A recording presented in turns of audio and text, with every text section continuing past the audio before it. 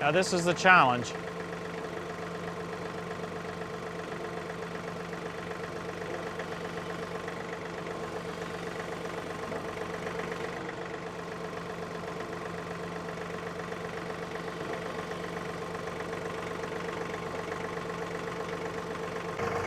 That's how you do that. How we do it. Today, we're getting a brand new air compressor. A big one. Let's get started.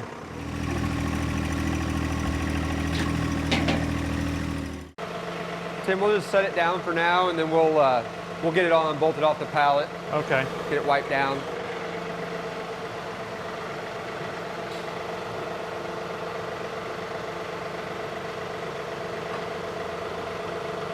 I think we'll be able to see it.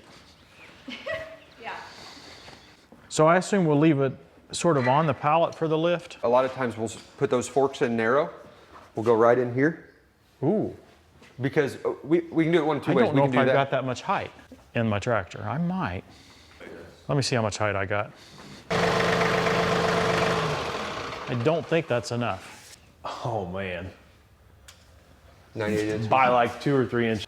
Oh, I've also got the other trick. I can turn the forks over. I don't think I've ever done that before. I haven't either. Are we ready for that operation? We're pretty close. This is when you'll like the 3-inch forks. Yeah. Is exactly. Flipping them over like, or you know, just manhandling them at all. Okay. Does that look all right, Jason? Yep. So there's not gonna be anything to keep this thing from sliding around much now. Yeah. So as long as he keeps it level, yeah, it'll be all right. Looking good, Tim. Perfect. Any further instruction? Just try to keep it level as best you can. We'll steady it and set her up there. So you guys have heard my detest on self-leveling loaders, right? Well, yeah. Today I would beg for one. And I don't really think the 2R would have enough strength, so, and definitely not enough lift height. I've got the two functions at once going here now. I'll have to watch the light above. Who needs a self-leveling loader? Look at that. Tilt back just a little. There we go. It gets to where it's harder for me to be smooth when I get higher because of the way. You want to get a little closer? Yeah. Now, do you want me to try to be really close there, or you can wrestle it around? We'll really? scoot it around and get it into place once we get it up on the shelf. Open here is a good.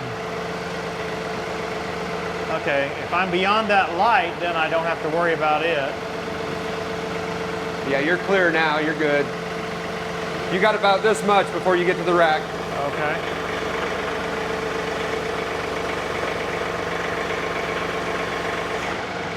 Perfect.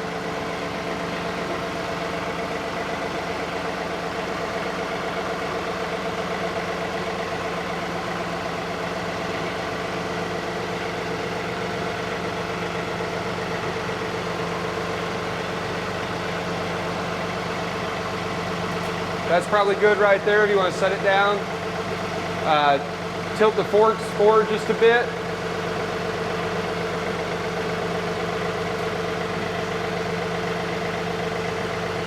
It's a little more. Yeah, I'm steady by jerks here.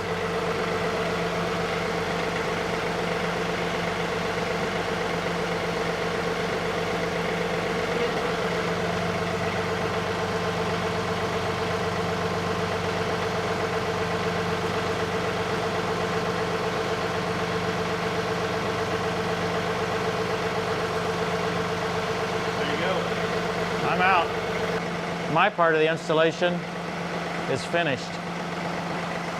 Tim, yes, are you sir. happy with the location of this? We've got to leave a little bit of room here because the whisper box has filters that are replaceable over time, so we got to have room for this panel to come off. I'm happy with it. Okay. There's going to be some vibration with this thing, right? I mean, it's mechanical, and when it's pumping, it's going to be vibrating. So we're going to bolt it to not only this OSB, but I've got 2x4s, 2x6s under the OSB. We're going to run bolts all the way through there, put big washers on the top and the bottom. We've also got these rubber pads here to hopefully absorb some of that vibration. Wasn't my idea. My friends at iaequip.com are here to, well, help me with the install. These guys know what they're doing. They do this for a living. Mike, you've installed more than one air compressor. A lot. More than a lot. So this one's 7.5 horse, right? Correct. And we opted not to go with the 10 horse model. Well, number one, I probably don't really need it, but this one will stay with a 50 amp breaker. So we just need a 50 amp circuit for this one. Correct, yes, and the 10 horse would require 60 amp. Okay. So, but yeah, this will provide more than enough air for your needs. Are there other differences between the 10 and the 7.5? Well, in the silent air, that's pretty much what you get is you get a little more CFM. The basic design, if we had a 10 sitting here, they look very similar. Okay. I mean, you really wouldn't be able to tell them apart between the two. Okay. We also have a 5 horse model that we sell. It does not come with the silent air, does not come with the better pump. You know, there's a few things that it does not come with, but it comes at a cheaper price point. Well, what is the silent air? So there's a box on the back of this that has a filter inside of it, and it lowers the operation decibels by 25% of a standard compressor. And that's the kind of the intake? Is that what the intake? Yeah. So if you look at the pump there, those 2 hoses that come off the pump, we also have these same compressors available without silent air. And you would just have 2 air filters on each pump where it'd be pulling air directly from, from the room. And where that air is coming in, that's a source of noise. So when we put a muffler on the front side of that, it quiets that down quite a bit. So it's sort of like a muffler on a car, only it's on the intake side instead of on the exhaust side. The silent air box that's on this, there's a desiccant bags in there that just muffle the sound. Okay. So that's not the only thing that really helps these be quiet. Having a bigger piston in the pump, and they slow the RPM of the pump down. The electric motors on them spin at about half the rate of similar sized compressors. I remember air compressors as a kid, like when you'd go to the service station as a kid, and they seemed like they pumped really slowly, but they were huge, big pistons. Yeah, so EMax really kind of went back to that. The industry, to cheapen up compressors, they made a smaller piston and turned it faster. Okay. So, and they also did a lot of other things, aluminum pump versus a heavy duty cast iron pump. Okay. All these things really, they add to noise, and they also, the longevity of it, it really decreases it. So they went the other way. They went, still they can move the same amount of air, but not turn the thing as many RPM. That in itself is going to quiet it down and make it last longer. Okay. And so kind of the opposite extreme would be like one of these pancake oilless compressors or something, right? That's just really screaming. They're really spinning fast. Exactly, same. And they're loud. They are, yes. So with this line, I mean, a 7.5 horse compressor, there's plenty of them on the market that don't have anything that would help quiet noise. They are splash lube oiling systems, whereas you can see there's a gauge on the front of that pump. Yeah, what's that gauge for? So there's actually an oil pump in there, just like the oil pump on your car. So this is pressurized oiling. So this compressor is really packed full of options that make it unique. From having a bigger flywheel on it that helps with cooling. There's a few things we can do to keep these things lasting as long as they can, So if we keep it cool, then it's going to last longer. We raise the pump up off of the tank base by 1 inch. So that gives you another surface. I see the square tubes there. Yes, so it's an inch up off the plate there. Yeah. So that's another surface to help cool the pump. So if we keep, now it can cool under the bottom of it. It also plays into, the cooler we keep the pump, the cooler the air is coming out of the pump. So when you have hot air coming out of a pump and hitting a cold tank, that's when we create moisture. Okay. So if we can keep the air cool, and these have a means to cool before and after, then that's going to be less water that we have in the tank. They also come standard with a auto tank drain on them. So as water does develop, and we will have some water in the tank, especially on a hot day, if you're using it a lot, you're gonna get some water in the tank. But that auto tank drain, that will, it's adjustable. You can have it go off. Yeah, I see it says 0 to 45 minutes, and then the other one is how long it stays on. It looks like from a half a second to 10 seconds. Correct. And that's it opening the valve at the bottom of the tank for just a moment? So think just quarter turn valve like a lot of us are used to on a compressor, but it's doing it automatically. It's got a solenoid on there. You plug it into a 110 outlet, and you can adjust it for your needs. Okay. So it really helps, over time. We see when these compressors get old, if they've had a lot of water sit in them, the tanks rust. That can actually be a safety hazard. And then, at the very least, it causes you to have to buy a new compressor. So. And you've got it for now, at least, just draining into a 5-gallon bucket back here. We do, yeah. So you could run it to a floor drain. You could run it outside. In this particular situation, putting it up on this shelf, we just opted for a bucket, and it's going to help keep noise down. Do you think I should run it outside eventually, or do you think that? I think for no more than you're going to use it, I think that's a really good solution. When you run it outside, especially depending on where you live, you have to think about, the climate and are you going to freeze the line? Because it is going to have water going out there. Yeah. So, it could just be a potential hazard for freezing. Okay. Sounds good. Yeah. So we're going to get it finished wired up. We've got it plumbed on this side. Mike's over there working on your air reel for you on your lift. And once we get it up and going, we actually have a test button on the auto tank drain, so we'll show exactly how that works. Sounds good. Yeah, I can't wait to not hear it. So I've been wanting an air compressor for quite some time. I really don't have need for this large a compressor. You guys probably have the same thoughts that I have, that the usage of air in a standard shop is actually declining. At least it is for me, with all the battery powered impact wrenches and all those battery tools just kind of decrease the need for air tools overall. So I don't need it as much as I might have, say, 20 years ago, when the best impact wrenches had to be air tools. They were the only ones that were powerful enough.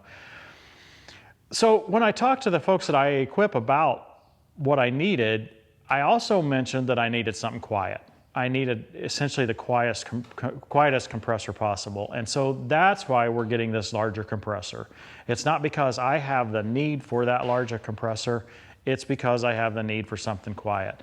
Even the tiny compressors that I have around here, we just simply cannot use while we're shooting videos. I'll have to just unplug it and turn it off. I can't use it at all. And so we needed this combination. So I'm excited to see if we can actually shoot video over the noise of this compressor. We'll be able to hear it, but that doesn't matter, right? I mean, the type of videos that we shoot, it's okay if you hear a noise in the background. It's just, we don't have to yell over the top of the sound. And the folks at iEquip have really helped me to be able to choose this. This is this Whisper Quiet, what's it called? So it's a silent air compressor with a whisper box. The silent air with a whisper box. Yeah, that's what makes it a silent air compressor, is that it has a whisper box on it. And do we have to like whisper when we're around it or something then, or? You don't have to, but it helps. Okay. We'll finish the rest of this episode very 5 horsepower, 7.5 and 10 horsepower options. For the silent air, 7.5 and 10. Only 7.5 and 10. Yes. And then when we get into our bigger compressors, more industrial applications, that would have like what we call a duplex. So it would have 2 of these. We have those in 7.5s and 10s. We can actually do the silent air on those as well. Okay. So even now this is an shops. 80-gallon tank, Correct. But even a lot of like much less powerful or nice compressors have 80 gallons. So what does the tank size have to do with anything? It's volume. So, depending upon what you're doing, certain air tools require more CFM and more volume. So everything from the line size, the tank size, all that comes into play. When we're talking about a piston style compressor like this, generally speaking, if you don't want to overheat one, you want to have years of service, you really want to run it no more than about a 60% duty cycle. Okay. So some are less than that. We spoke earlier about some aluminum pumps that are on the market. That's the way they cheapen compressors up. A lot of those can only be ran at about a 40% duty cycle.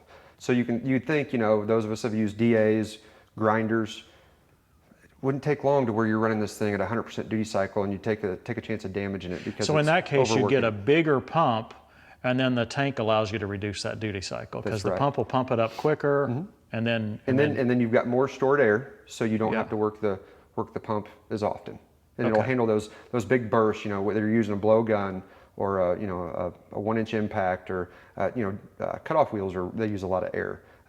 I said DAs, sanders. So it's going to give you that volume to store that back to where you can use it, and then chances are you'll use it for a bit, set the tool down, the pump will kick on, it'll recharge the tank and be ready for the next Now, time when you use come it. to compare this power-wise to more homeowner compressors, it's going to keep that volume even at the higher pressures, right? Like for airing up, we've got tires that take 80, 90 PSI. Yeah, so volume and PSI. I mean, these things, we can go over 150 PSI with this. A lot of your entry-level compressors and homeowners, they're capped at 90 PSI. So there again, would never advise anyone to use something a tool that's not rated for that, but those that have the higher end tools that can go to the higher PSI, there's a big difference when you pull that impact, you know, with 120, 130, 150 PSI versus 90. A lot more power, you know, for taking off wheels or, you know, whatever it is you're doing that you need more torque. I'm getting in his way again. He's trying to get the job done and I keep talking. But yeah, this is way overkill really for what I need. But a lot of you may find that this is just what you need. And for me, the noise was just going to be unbearable on the other compressors. We got this hose from McNaught, the same company that did the oil pump kit for us. So we'll put a link to this in the description as well. These things can be irritating as can be. And I'm hoping that this one's not, you know, where they don't. But we need to move this upward, don't we? Absolutely. You gonna do that? If not, it can wind up on you. You have a ladder to. You have a screwdriver? You'll look just like me trying to get it down from up there, yep. Mike, I never dreamed that you would want to put the reel way up high. Yeah, so basically it just keeps it up out of your way, you know, as far as if you're pulling something in and out of here at some point, or, you know, just really for anything. You know, the more up out of the way, the better. And we've got this stop on here now so that we can still get that to right wherever, you know, it's comfortable for you to reach up and get right it. about there. Yeah. So we'll bring that out. That'll whack me in the head every time. That's a 65-foot reel, so you're going to have plenty of hose to reach anywhere in the shop. So tell me about the price of this compressor. What are we looking at here? So this compressor comes in at a price point. When you look at the market and you look at other compressors that are 7.5 compressors, let's say farm store compressors. That's where a lot of guys that are, you know, do-it-yourselfers go into the store. I see this 80-gallon compressor sitting there, and sure. So at first glance, you look and you go, well, that must be the same as this compressor. And we've kind of talked about how this has some features that make it much more industrial. You know, the cast iron pump. It's a 2-stage pump. You know, it's got a lot better warranty on it. A premium electric motor. That would come in at a price point that's going to be it depends on which model you get. For the Silent Air, probably $2,000 more. Without the Silent Air, probably $1,500 more. But you get a pump that's rebuildable. You get, with EMax's extended warranty, if you use their synthetic oil, they will give you a lifetime warranty on the pump. That's unheard of, whether it's, you know, a farm store brand or even in industrial compressors. That is something that really truly sets them apart in the market. okay. So spend a little bit more money on the front half and you have a compressor that'll last you a lifetime. Of course, it's hard to know. I mean, inflation's crazy, so it's hard to really to state firm pricing right now. But Sure. right now, it's somewhere around $4,000 for that 7.5. And you're saying, I mean, at a farm store, you get a nice, what they would consider their nicest compressor, which doesn't even compare, and somewhere around $2,000. I've seen them anywhere from $200 to $2,800, depending on what you're looking at. Yes, and certainly not near the features that you would have on that compressor. You know, you get what you pay for. So that is about a second on. Yeah, Okay. every 45 minutes. Yeah. Is that enough? I would probably go a little bit more than that. I would say Okay. if it was me, I'd probably do about 3 or 4 seconds on. It's going to scare me to death. It will. For about the first 3 or 4 months. Try being in a compressor and trying to figure one out why it's Oh not my working. gosh. Get your nose right down there. Go the one beside Oh, it, blow man. off. Yeah, I about jump out of my skin. Even just them firing up. I mean, when you're just working on anything. Yeah, you're focused on something else. Yeah, they'll get you. I think they're just about ready to turn it on, got it all wired up. I'm excited about this. We probably won't hear it. There'll probably be no noise at all. We'll have to just feel it to see if there's a little vibration or something.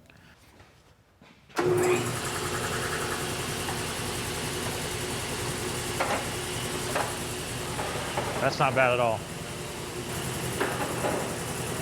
It's really pretty impressive. 25% less, and like we talked about, once you go to synthetic oil, you'll get a few decimals quieter from that. I think maybe I'll need a second door here somehow. Just not to totally seal it up. We don't want it totally sealed up because it'd get hot, right? Depend upon use. Certainly something, I mean, adequate airflow is important with these. But for minimal use around the shop, you know, probably what you're doing, I wouldn't hesitate to block it off if you want a little less noise. You can see on our gauge, we got good oil pressure. Yep. And, you know, if you've been around compressors, you kind of talked about that, just the RPM. You can tell that pump is not spinning a bunch of RPM. I think we're about 600, around the 600 RPM. But we're range. standing right by it. I mean, we're actually having a conversation right by it. 600 RPM, a lot of them, you know, are turning around 800 RPM on the market, and that Makes a big difference. Makes a difference. Yeah, and you can hear that it does sound muffled. You can hear the muffler aspect. Yeah. Like I told you earlier, I have this same compressor about 15 feet from my desk. And it's in a room, in our mechanical room, and talk on the phone all day Yeah, long. but you use that for the phone message system, right? Instead of music, you just have the compressor noise It's my in the secretary, background. yeah. Yeah, I get that. How are we going to test if it holds air? I mean, I know the tank will, but... So it's going to run, we'll let it get fully charged, get 170 PSI to it. Once we get this fully charged, then we'll test your air system, your piping. Okay. So put some pressure to it. And I'm a little concerned about one of the T's in my piping. I'm afraid, yeah, we'll see how that goes. I think if you got your ferrule to tighten up, I think you're going to be good. I'm betting on you. That your Okay. install's good. I hope. And we'll once it shuts off, we'll go through the drain.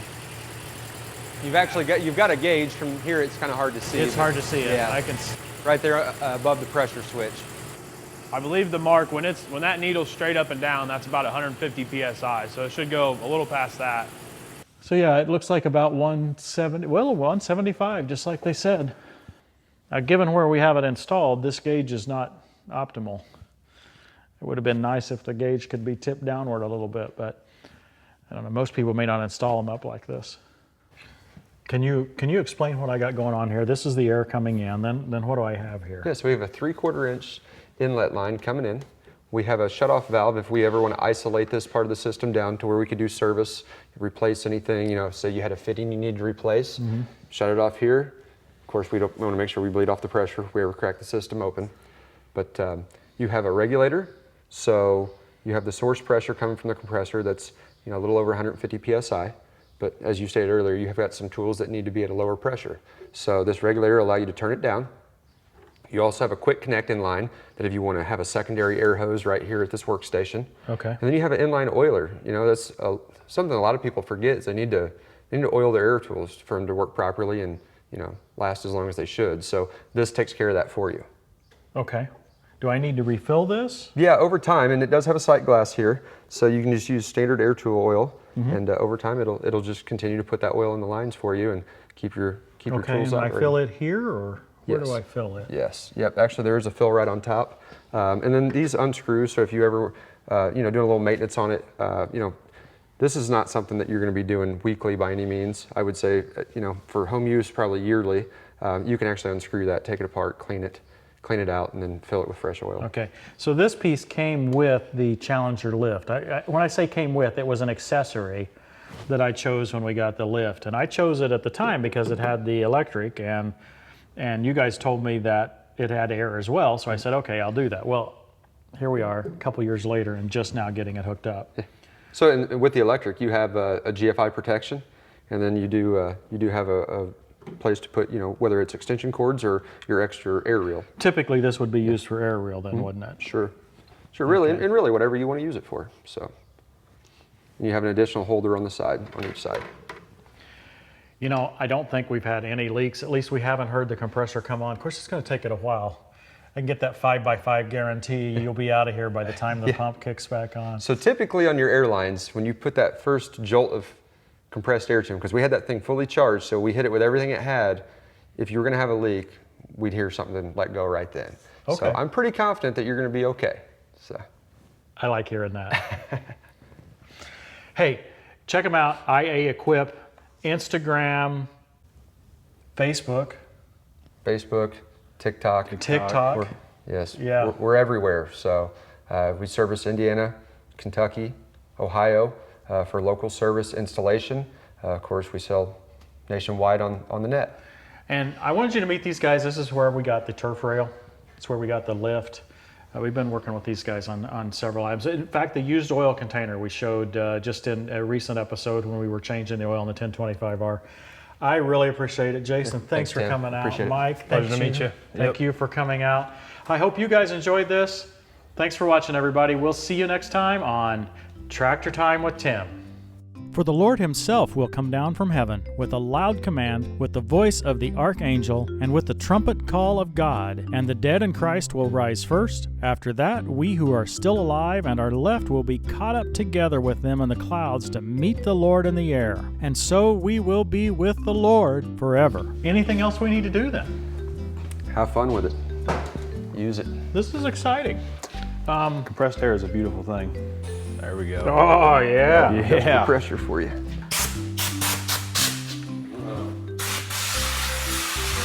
Now you're going to be busy. Chrissy, can you clean that up for me?